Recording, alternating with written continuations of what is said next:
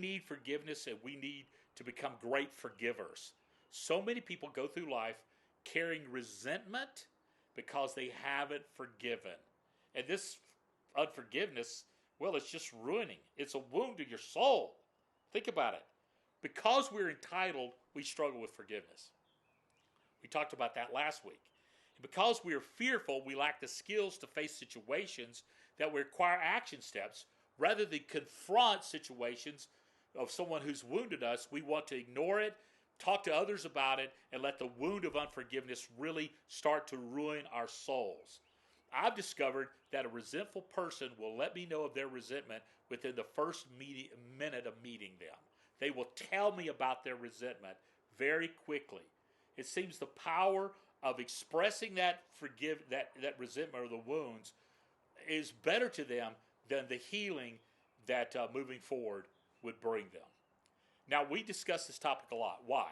Because we haven't learned to approach forgiveness as Jesus instructed. Let's have this discussion one more time. Let me read. If your brother sins against you, go and tell him his fault, between you and him alone.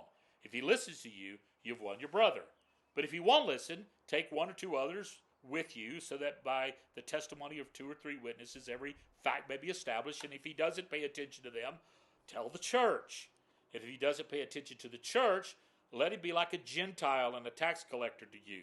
I tell you the truth, whatever you bind on earth will be bound in heaven, and whatever you loose on earth will be loosed in heaven. Again, truly I tell you, if 2 of you on earth agree about any matter that you pray for, it will be done for you by my Father in heaven.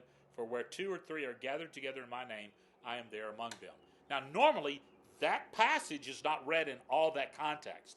It's kind of divided out in like 3 segments. But it's important to look at it. Now, here's the deal. I'll walk you through this.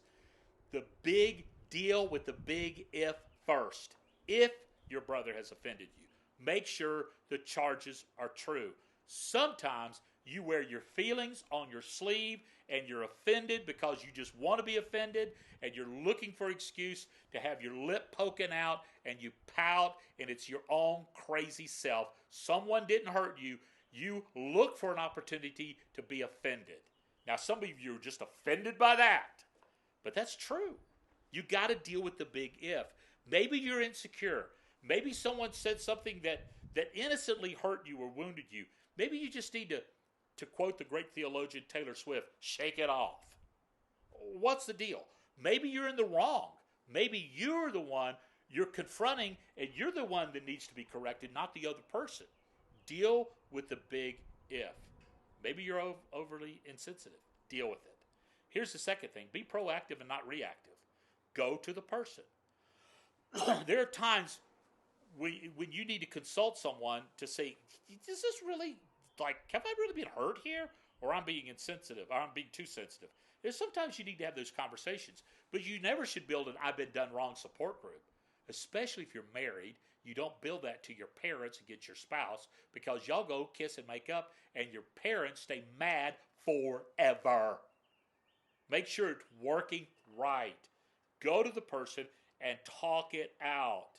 Especially true with family. Now, build a support system of I've been doing wrong is just not a support group. That's a disaster. A support group was one that says, hey, look at yourself first. Then deal with resentment. Conflict can become a pathway to greater intimacy if it's done appropriately. You could walk through something and there's a reconnecting of heart. Go to that person not to harvest a pound of flesh, but to get restoration. That's got to be in your heart. If it doesn't happen, then take the next step to try to resolve the issue. Take someone with you. Now, bringing others to the conversation is really critical. Now, be wise in who is invited to the situation. The goal is reconnecting, not punishing. You want to take someone who's a peacemaker with you, who maybe can help you both see the sides and mediate. There's professional mediators who get paid money to do this, to mediate and to bring restoration. The last step is big. Hopefully you'll never have to go to this extent.